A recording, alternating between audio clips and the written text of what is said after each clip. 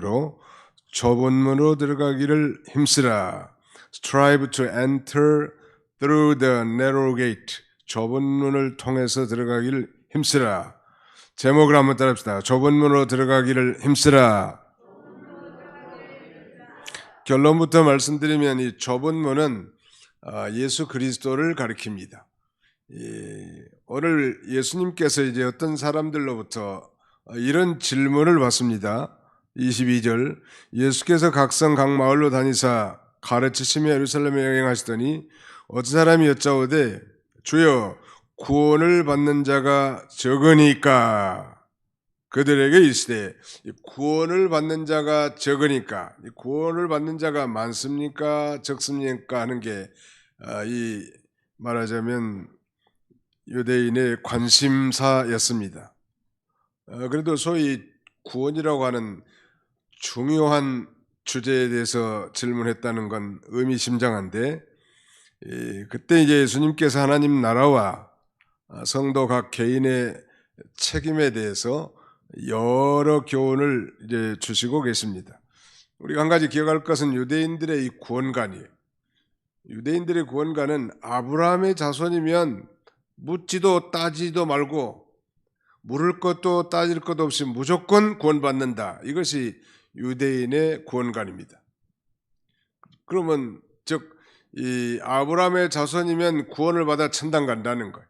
그러면 지옥은 왜 만들어놨는가? 지옥은 유대인 외에 이방인들이 들어가도록 만들어놨다고 생각하고 그들은 소위 유대인으로서 할례를 받으면 당연히 아브라함의 언약의 후손으로 이렇게 표시가 되고 당연 구원받고 천당 가는 것으로 알고 있단 말. 여기에 대해서 이제 예수님께서는 하나님의 뜻대로 행하는 자라야만 천국에 들어갈 수 있다고 구원을 얻을 수 있다고 누차 강조하는데 그 하나님의 뜻이라는 것이 하나님께서 보내신 아들 유일하신 독생자 예수 그리스도를 자신의 구주로 믿고 영생을 얻는 것이 하나님의 뜻입니다. 하나님의 어떤 계명을 순종해서 구원 얻는 게 아니고 하나님의 뜻대로 행하는 자라야 구원을 얻는다는 것은 하나님의 뜻은 하나님께서 보내신 아들 예수 그리스도를 자신의 구주로 믿는 것. 물론 그 믿음이라는 건 성령께서 믿어지게 하는 것인데 그런 자만 구원을 얻는 것이지 무슨 계명을 지키고 선행을 행하고 노력을 하고 공로를 쌓고 그것은 구원과도 0.0001%도 상관이 없다는 것. 우리의 구원은 100% 믿음으로 말미암은 것인데 바로 그 예수님을 나의 구주로 나의 개인적인 주님으로 영접할 때 이 구원을 받는 것이지 아브라함의 혈통이라고 해서 유대인이라고 해서 무슨 선한 행위를 한다고 해서 결코 구원을 얻을 수 없는 것입니다. 예수님께서 여러 가지 이제 강론을 하시는데 그 질문에 대해서 구원을 받는 자가 적으니까 이 질문에 대해서 이제 예수님께서 들으시고 이들의 심령을 감찰하시고 여러 가지 교훈을 주시는데 첫째는 예수님께서는 구원의 문은 좁은 문이라는 거. 누구든지 회개하고 예수님을 믿어야 들어갈 수 있다는 거. 그걸 지금 강조하고 회개하지 않고 예수를 믿지 않는 자는 구원받지 못합니다. 물론 그 자체도 다 성령의 역사로 우리가 믿어지는 것인데 우리가 그 문으로 들어가기를 힘써야 된다고 그렇게 말씀하시는데 말씀드린 대로 구원의 좁은 문은 1차적으로 예수님이셔요. 당시대에는 아마 넓은 문이 아마 세상길로 나가는 게 넓은 문이겠죠, 당연히. 근데 놀라운 사실은 우리가 예수를 믿는 순간부터 이제 점점점 우리가 좁은 문을 향해서 들어가는 것 같아요.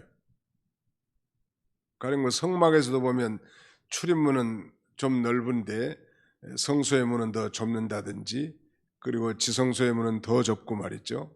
예수를 믿을수록 어떻게 보면 이 좁은 문과 좁은 길을 걷는 것 같습니다. 우리 예수님은 바로 유일한 구주시고 유일한 중보자는 말. 이거 누구든지 뭐 유대인이든지 이방인이든 무슬림이든 이 부디스트든 상관없이 그 하나님의 유일한 중보자시고 유일한 구주이신 그 예수 그리스도를 자신의 구주로 영접할 때 놀라운 구원, 즉 죄에서의 구원을 받고 죄로 말미암은 영원한 사망에서 해방되는 걸 우리에게 가르쳐 주고요. 그 다음에 여기서 또 예수님 말씀하시는 것은 예수님께서는 구원에서 죄될 사람이 많을 것이라고 말합니다. 거기 그렇게 말씀하셨죠. 24절 하반절에 좁은 문으로 들어가길 힘쓰라. 내가 너희에게 이르노니 들어가기를 구하여도 못하는 자가 많으리라 그랬죠. 그런 면에서 이 만인 구원설은 아주 비성경적입니다. 누구든지 아무나 다 구원을 다 받을 수 있다. 참 듣기는 참 좋은 말인데 우리가 이 노아 시대에 구원받은 자는 오직 8명뿐 아닙니까? 노아를 포함한 나머지 전부 다 심판을 받은 거예요. 그러니까 이 예수 그리스도의 구원에 대해서 배제될 사람들이 많이 나올 것이라는 것을 말씀해 주셨고요. 그 다음에는 이제 구원의 문이 닫힐 때가 있다는 거. 우리 찬송가도 있죠. 25절 같이 한번 읽어봅시다. 25절 시작. 집주인이 일어나 문을 한번 닫은 후에 너희가 밖에 서서 문을 두드리며 주여 열어주소서 하면 그가 대답하여 이르되 나는 너희가 어디에서 온 자인지 알지 못하노라 하리니. 이 구원의 문이 닫힐 때가 온다는 거. 지금은 구원의 문이 열려 있는 거예요. 뭐 성경에 있는 대로 보라 지금은 이 은혜 받을 때요, 보라 지금은 구원의 날이로다. 이런 날이 내내 계속되지 않고 언젠가는 반드시 구원의 문이 닫힐 때가 옵니다. 대환란이 오면 문이 닫히는데 요새 이 코로나 전국을 보면서 문이 현격하게 많이 닫히고 있구나 이런 걸 느끼지 않습니까? 근데 완전히 이제 닫힐 때가 오게 된단 말. 이게 마지막 문이 이제 거의 닫힐락 말락한 이런 시대에 우리가 지금 살고 있는 것 같습니다. 그러니까 내내 뭐 인생을 엔조이 하다가 죽기 전에 예수 믿고 천당 가자. 뭐 그렇게만 된다면 그 양반은 좋을지 모르겠으나 중요한 건 자기가 언제 죽을지 모른다는 말이에요. 한 가지 분명한 건 이렇게 구원의 문이 지금 열려 있을 때 우리가 복음을 전할 수 있고 전도와 선교를 통해서 하나님 나라를 세워나갈 수 있는데 이제 이런 일들이 내내 계속되는 거 아니에요. 우리는 그 지구촌 곳곳에서 잠깐 복음의 문, 구원의 문을 열었다가 닫힌 예들 너무너무 많아요.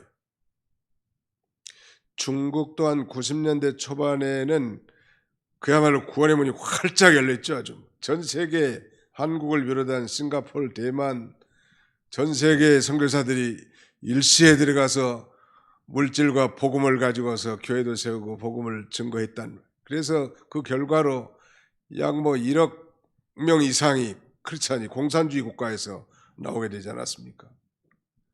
그 다음에 이 구소련이 붕괴되고 15개의 나라로 쪼개졌는데 그 쪼개진 나라에 유럽이나 아시아에서 선교사들이 우르르 들어가가지고 복음을 전하고 교회를 세웠는데 얼마 지나니까 제가 보기에는 한 20년 정도 지나니까 모든 선교사들을 다 쫓아내더라고. 그 상주하는 모든 선교사들을 쫓아내요. 즉 자국에 세워진 교회에 외국인 선교사가 설교할 수 없도록 막히더라는 거예요. 그리고 20년 동안 우리가 해놓은 여러분들이 선교 연보하고 부지런히 섬긴 그 결과가 참 우리가 비록 작은 교단이지만 대교단 못지않게 아름다운 열매로 맺혀 있다는 사실은 놀라운 일이에요. 왜냐하면 그 기간을 구원의 문이 열렸을 때 힘써서 전파를 했단 말. 저도 그 구소련 지역에 한 5번 정도 한 3개, 4개 나라를 이렇게 돌았는데요. 갈 때마다 성경을 가르치는 거예요. 부지런히. 그리고 우리가 편 선교 전략은 현지인들에게 강해서를 가지고 성경을 가르쳐서 그 사람들을 한국에 데려다가 안수를 시켜서 각 지도자로 세워놨기 때문에 이미 그래서 교회를 등록을 시켜놨다는 거예요. 우즈베키스탄 같은 경우도 한 8개 정도가 지금 등록교회, 아마 대한민국에서 교단 중에 8개 교회를 한 국가 안에 등록시킨 교단이 있을까 할 정도로 아주 전문적으로 체계적으로 그렇게 해놨는데, 그 현지 지도자들이 지금 서서 교회를 다 지도하고 있습니다. 말씀드리려고 요즘은 내내 좋은 시절만 있지가 않더라는 거예요. 우리가 이 선교를 해봐도 자유롭게 선교사 웰컴하면서 받아들일 순간이 한 20년 정도밖에 안 되는 거예요. 그 다음에는 전부 다 쫓아내는 거예요. 중국도 지금 외국인 선교사가 강대상에 설 수 없고 교회를 맡을 수가 없습니다. 아마 중국에서도 거의 다 쫓겨났을 거예요. 은밀하게 하는 선교사들은 있겠지만요. 그러나 처음에는 웰컴했죠, 뭐 중국에. 얼마든지 우리도 뭐 한 달씩 가서 교육자들이 가서 성경을 가르치고 뭐 부지런히 이 교회를 세우고 이런 일들 열심히 했는데, 그런 시절도 90년대부터 시작해가지고 한 2000년대 초반까지 하고 지금은 뭐 꼼짝 못하는 거 아니에요. 선교사 이름으로 들어오지도 못하죠. 지금 중국에 우리 청도 반석교회가 하나 세워져 있는데 교회 핍박이 아주 심각하다는 거예요 지금. 그러니까 한국 지도자들이 중국의 회사에 취직한 걸로 해가지고 비즈니스 비자를 받아가지고 그 회사의 직원처럼 행동하면서 교회에서 이 교회를 보는 일들이 좀 있는데, 그렇게 문이 닫힐 때가 있어요.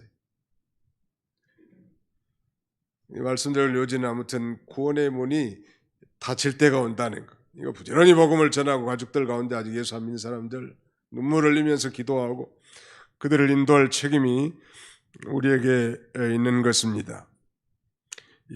집주인이 일어나서 그랬는데, 집주인이 일어나서 문을 닫을 때가 있다고 하는데 집주인은 바로 예수님이시죠. 예수님은 다윗의 열쇠를 가진 자로서 이 구원의 문, 천국의 문을 열 권세도 있고 닫을 권세가 있습니다. 개폐권이 있다는 말. 예수님이 다윗의 열쇠를 가지신 분이에요. 그 다음에 여기서 주신 또 교훈은 예수님께서 이 구원받지 못한 자들의 구원받지 못한 이유에 대해서 말씀합니다. 27절입니다. 그가 너희에게 말하여 이르되 나는 너희가 어디서 왔는지 알지 못하노라. 행악하는 모든 자들아 나를 떠나가라 그랬습니다. 나는 너희가 어디서 왔는지 알지 못하노라. 이건 어떤 장소가 아니에요. 어떤 장소에도 너 여기 왔는지 내가 모른다 그런 말이 아니고 그 근원을 모른다는 말. 근원을 알지 못한다 그런 말씀. 하나님은 인간을 창조하신 창조주시기 때문에 모든 걸 다 아시지만 이런 표현은 그 근원, 본원을 잘 모른다는 건데 무슨 말씀일까요? 즉 중생하지 못한 자들이라는 거예요. 진실로 내가 너희에게 이르노니 물과 성령으로 거듭나지 아니하면 하나님 나라에 들어갈 수 없느니라. 아무리 교회를 오래 다녔고 봉사를 했고 직분을 가졌다 할지라도 중생하지 못한 사람은 본성적으로 악을 따라서 죄를 짓는 그런 삶을 삽니다. 물론 중생자라 할지라도 일시적인 이 죄를 범할 수 있지만 또 회개하고 성령의 인도를 따라 살아가고 의를 행할 수 있는 것이 그 특징이지요. 그러니까 오늘 본문에서 너희가 어디서 왔는지 알지 못하노라 두 번이나 반복되어 있어요. 25절 하반절에도 나는 너희가 어디에서 온 자인지 알지 못하노라. 그들이 주님 앞에 우리가 먹고 마셨습니다. 그리고 우리의 길거리에서 주님이 교훈해 주셔서 우리가 들었습니다. 이렇게 말해도 모른다는 거예요. 다른 성경에는 불법을 행하는 자들아 나를 떠나가라. 나더러 주여 주여 하는 자마다 다 천국에 들어갈 것이 아니요 이 아버지의 뜻대로 행하는 자라에 들어간다고 했는데, 반복하지만 그 아버지의 뜻은 이 하나님 보내신 아들 예수 그리스도를 믿고 영생을 얻는 것입니다. 행위하고는 전혀 상관이 없는 것이죠. 예수를 믿어야 구원을 받고 천국에 간다는 것. 중생하지 못한 사람은 그러니까 하나님의 뜻을 거스려서 계속 행하가는 자들이란 말. 결국 그러니까 주님을 떠나 살 수밖에 없는 것이고 그들의 결과는 비참함과 불행이죠. 하나님을 떠난 것 자체가 마찬가지예요. 우리는 예수를 구주로 믿는 신실한 크리스찬은 법적으로 하나님과 떠날 수는 없지만 그러나 우리도 경건생활에 소홀하고 세상과 육신 그리고 자기중심적으로 기울여 살면 마치 주님과 멀리 떨어져 있는 느낌이 들지요. 우리 찬송가에 그런 가사가 생각나네요. 주 떠나가시면 내 생명 헛되네. 이 주님을 떠나서 사는 인생을 살 수밖에 없어요. 나를 떠나가라. 하나님과 아무 상관이 없는 거예요. 종교인과 하나님과 아무 상관이 없습니다. 성령으로 거듭나야 합니다. 성령께서 그럼 어떤 사람에 거듭나게 할까? 물론 창세 전에 그리스도 안에서 이 구원받기로 예정된 자가 성령의 역사로 거듭나겠죠.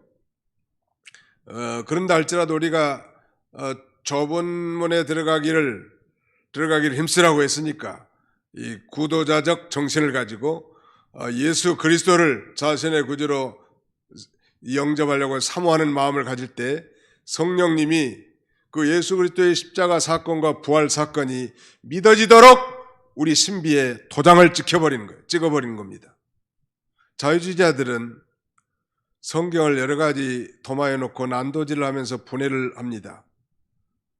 과연 그들이 중생한 크리스찬이었을까라고 우리가 의심하는 바인데 그 이유는 정말로 자기 자신 그 예수를 자신의 구주로 믿는 사람은 성령을 받은 사람이에요. 우리 교단에서는 그런 표현을 잘 안 씁니다만 형제님 성령 받으셨습니까? 이런 노골적인 질문을 합니다. 오래 교회를 다녔고 성경을 배웠어도요 성령 받지 못한 사람 이런 사람들이 있는 거예요. 안 믿는 사람이죠. 그러니까 여전히 자연인이고 여전히 성경에 대한 객관적 지식은 좀 알지만 말하자면 중생하지 못하는 거예요. 이게 심각한 문제입니다. 오늘 한국교회도 정말로 중생하고 거듭났다면 성령님이 그 안에 계시기 때문에 실수도 하고 허물도 많지만 그 성령의 인도와 주장을 받아 하나님의 뜻대로 행하려고 하는 본성적인 성품이 거기 있단 말. 거듭나지 못한 사람은 벌써 하나님과 차단되어 있기 때문에 하나님과 긴밀한 깊은 교통과 교제가 없는 거예요. 그래서 하나님과 떨어져 있는 삶, 그거야말로 비참하고 불행한 삶이죠. 하나님과 함께 살 수 없는 것입니다. 어떻게 보면은 슬픔과 고통을 당하고 마침내 지옥 형벌에 떨어질 수밖에 없는 거예요. 슬피 울며 이를 갈 수밖에 없단 말이에요. 우리 시편 성경을 한 군데 찾아볼까요? 시편 5편 4절로 6절.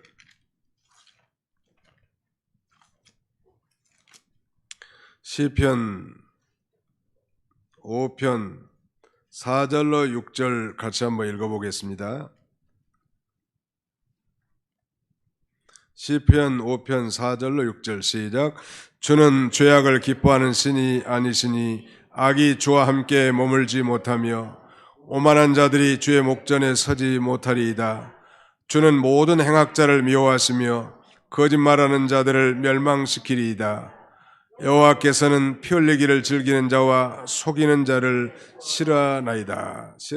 악인을 가리키고 현대 오늘날로 말하면 예수를 믿지 않는 자를 가리키겠죠. 거듭나지 못한 사람, 중생하지 못한 사람들은 여전히 하나님의 뜻을 거스르면서 행악하는 삶을 사는데 그러므로 주님과 함께 결코 살 수 없고 그들의 결국은 슬피 울며 이를 가는 저 영원한 지옥 형벌에 떨어질 수밖에 없는 것입니다. 그리고 이제 29절로 30절은 이렇게 말씀합니다. 사람들이 동서남북으로부터 와서 하나님 나라의 전치에 참여하리니, 동서남북 사방에서 이제 구원받은 성도들이 우리 주님 재림하실 때 영광 가운데 이 변화하여 혹은 부활하여 이제 천국 잔치에 참여하게 될 것인데, 30절에 보니까 보라, 나중된 자로서 먼저 될 자가 있고 먼저 된 자로서 나중될 자도 있느니라 그랬는데요. 이 먼저 된 자가 누구고 나중된 자가 누군가? 일단 예수님 말씀하신 이 말씀은 이 먼저 된 자는 유대인들을 가리키고 1차적으로, 나중된 자들은 이방인들을 가리킵니다. 복음이 유대 예루살렘으로부터 퍼져나갔기 때문에, 그러므로 복음을 먼저 접했다고 구원받은 것이 아니라 복음을 나중에 접했어도 구원받고 이제 성령 받은 자들이 정말 먼저 될 수 있음을 가리키고요. 뿐만 아니라 이 믿는 사람도 성경 말씀을 잘 배우고 그 말씀대로 믿고 잘 순종해 나가면 먼저 될 수 있는 거예요. 이 교회 안에서 그런 인물들을 많이 우리가 목격하게 되죠. 어느 교회든 마찬가지. 분명히 자기가 전도한 사람인데 전도 받은 사람이 전도한 사람보다 훨씬 믿음이 좋고 희생과 헌신의 삶을 사는 사람들이 많다는 말. 이거 오래 믿었네, 먼저 믿었네, 무슨 경력이 중요한 거 아니야. 나중에 부름 받았어도 마치 5시에 포도원에 입원했어도 열심히 이 포도원이라는 사람들 먼저 한 달란트 받지 않습니까? 한 데나리온을. 아무튼 군대는 무슨 계급이 중요하고 서열이 중요하지만 교회 안에는, 물론 교회 안에도 질서가 중요하지만 나중된 자가 먼저 될 수 있다는 거. 그리고 다른 성경에 보니까 이런 일이 많이 있느니라 그랬어요. 교회는 그런 일이 얼마나 많을 수 있어요. 소위 역전 드라마가 얼마든지 펼쳐질 수 있는 것이 교회입니다. 그 다음에는 이제 우리가 여기서 한 가지 꼭 기억할 것은 우리 구원을 점검하고 늘 확인하는 것이 중요합니다. 나는 정말 좁은 문이신 예수 그리스도를 나의 진정한 구주로 영접했는가? 뿐만 아니라 정말 물과 성령으로 나는 거듭났는가? 교회 분명히 나왔고 하나님을 인정하기도 하지만 거듭나지 못한 사람들의 이 성향은 거듭난 사람과 전혀 다릅니다. 본성적 근원이 달라요. 네가 어디서 왔는지 알지 못하노라. 성령으로 난 자는 다 알게 된다는 말. 지구촌에 여러 나라 다니면서 제가 느낀 것은, 예수 믿고 진정으로 거듭난 신자는 어제 본 친척 친구와 같이 다정하고 말이 통하고 이해가 잘 돼요. 제가 1988년도에 현대중공업에 근무했는데요.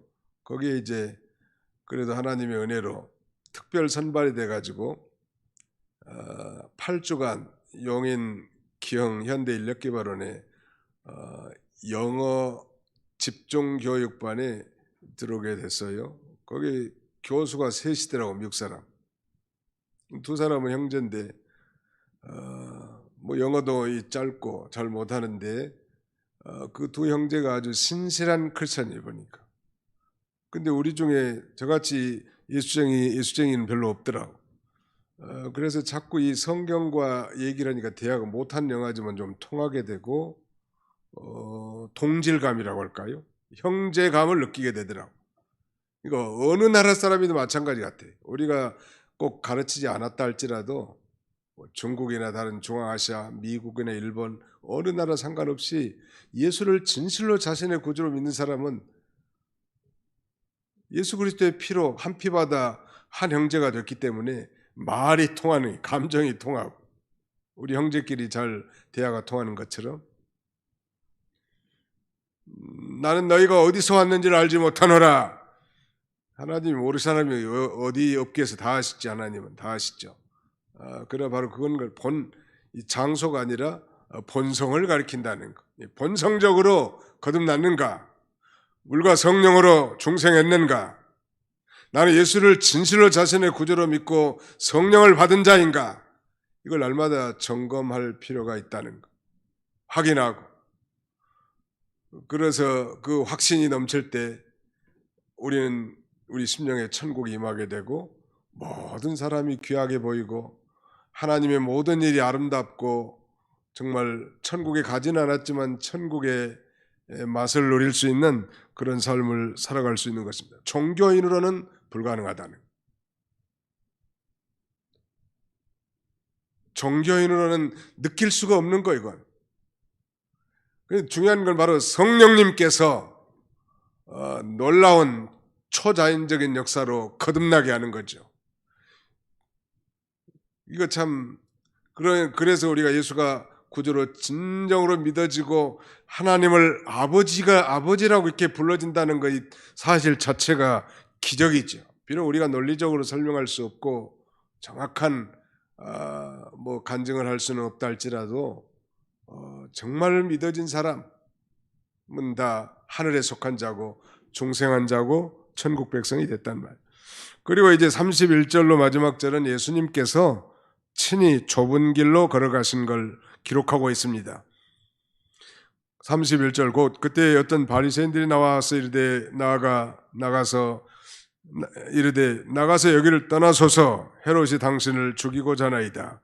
이르세 너희는 가서 저 여우에게 이르되 오늘과 내일은 내가 귀신을 쫓아내며 병을 고치다가 제3일에는 완전해지리라 하라.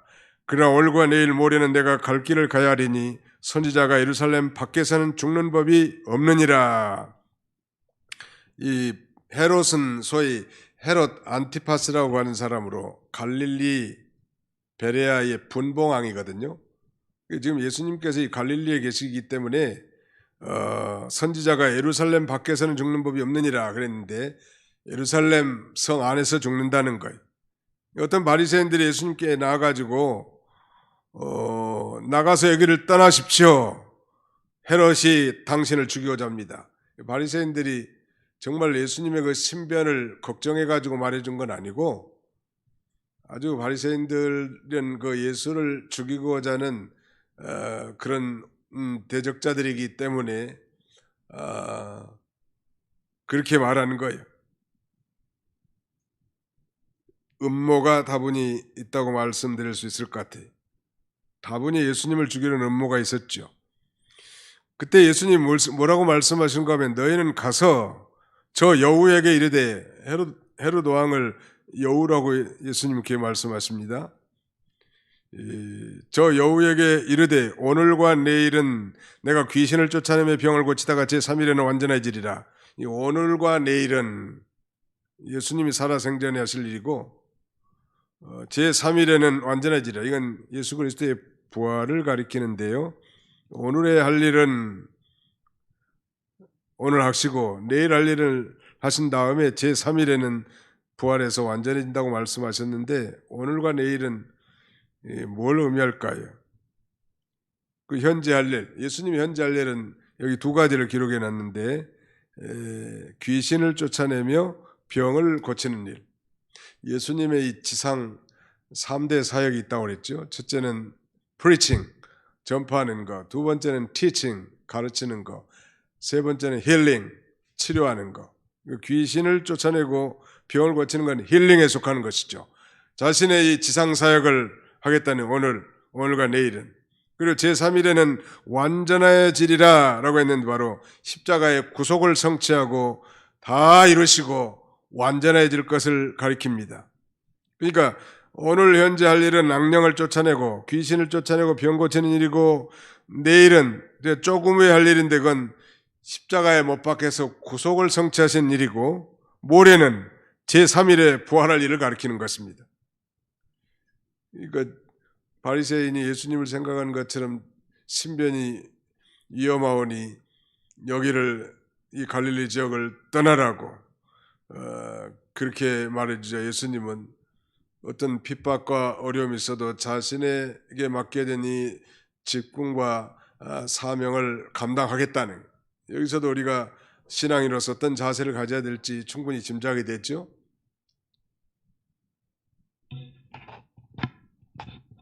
집사람하고 산책하면서 그런 얘기를 나눴습니다. 이제 양쪽에 부모님들이 다 떠나가신 거예요. 저희 아버님 마지막으로 이제 소천하셨으니까. 그러니까 장인 어르신이 맨 먼저 가시고, 그다음에 저희 친어머니가 두 번째로 가시고, 장모님이 작년 12월에 떠나시고, 저희 부친이 1월달에 가시고, 아무튼 양가 부모님도 다 떠났고, 얘들도 시집장가 가서 다 얘들도 하나씩 낳았고, 이제 우리가 할 일은 죽는 일밖에 없다. 가해보니까. 물론 그 얘기는 복음을 증거하다가 믿는 일 하다가 이제 죽는 일밖에 없더라고. 할 일이 다 거의 했어. 할 만한 일은 이제. 아니 자기 자녀도 못 여우고 죽는 사람들이 얼마나 많아요. 또 부모님보다 자기가 먼저 죽는 일도 많고. 근데 부모님들 다 천당 가시고 얘들도 출가해서 다 자식 새끼들 낳고, 우리가 할 일이 뭐냐? 이제 우리 차례도 죽는 일이 우리 차례인데, 이제 죽기 전까지 이제 예수 복음 증거하다가 천당 가는 일밖에는 없는 것 같아요. 아무리 핍박과 어려움이 있다 할지라도 예수님이 지금 헤로당의 살해 위협이 등등 하지만 그것 때문에 뭐 자신의 맡겨주신 그 사명을 후퇴하고 안 하겠다는 말이에요. 오늘 이 preaching, teaching, healing하고 내일은 조금 있다, 내일은 조금 다음 날이니까 조금 있다가는 고난을 당하시고 십자가를 지시고 제3일에는 이제 부활하심으로 하나님이 예수님에게 맡겨주신 그 위대한 구원 사역을 다 이루실 거라는 거. 그리고 마침내는 예루살렘에 가서 이제 예수님이 십자가를 지시지 않습니까?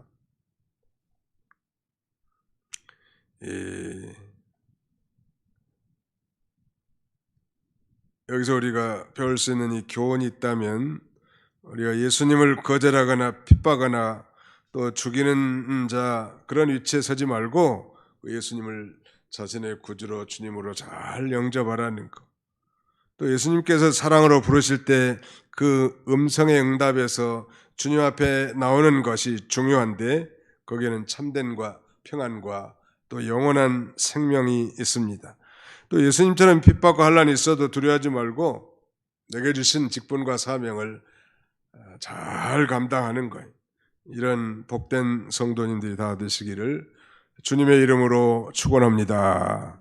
거룩하신 우리 아버지 하나님 감사합니다. 오늘도 3일 저녁에 저희를 주의 전으로 인도해 주시고 이 좁은 문으로 들어가기를 힘쓰라고 우리에게 말씀하신 주님, 좁은 문은 곧 하나님의 유일한 이 중보자시요 또 유일한 구주이신 예수 그리스도라고 했사오니, 유대인들과 같이 먼저 복음을 접한 자였으나 그 예수님을 도리어 거절하고 배척하고 마침내 이 비참한 심판을 받을 수밖에 없는 그런 자리에 빠지지 않게 해주시고, 예수님을 우리가 먼저 구주로 주님으로 영접하고 또 이미 예수 그리스도를 믿고 구원받은 성도들은 성령의 인도를 따라 우리 주님이 맡겨주신 이 복음운동, 진리운동, 이 생명운동을 잘 감당할 수 있도록 우리 하나님 아버지 은혜 베풀어 주시기를 원합니다. 먼저 된 자가 나중되고 나중된 자가 먼저 되는 이런 일들이 많이 있다 했사오니, 이미 우리가 복음을 받고 구원받은 것에 안주하지 않게 해주시고 늘 성령의 인도와 주장을 받아 하나님이 기뻐하신 뜻을 찾아 순종하는 믿음을 갖도록 우리 하나님 도와주시고, 그래서 정말 하나님이 인정하는 이 먼저 된 자들이 다 되도록 하나님이 축복해 주시옵소서. 예수님의 이름으로 기도하옵나이다. 아멘.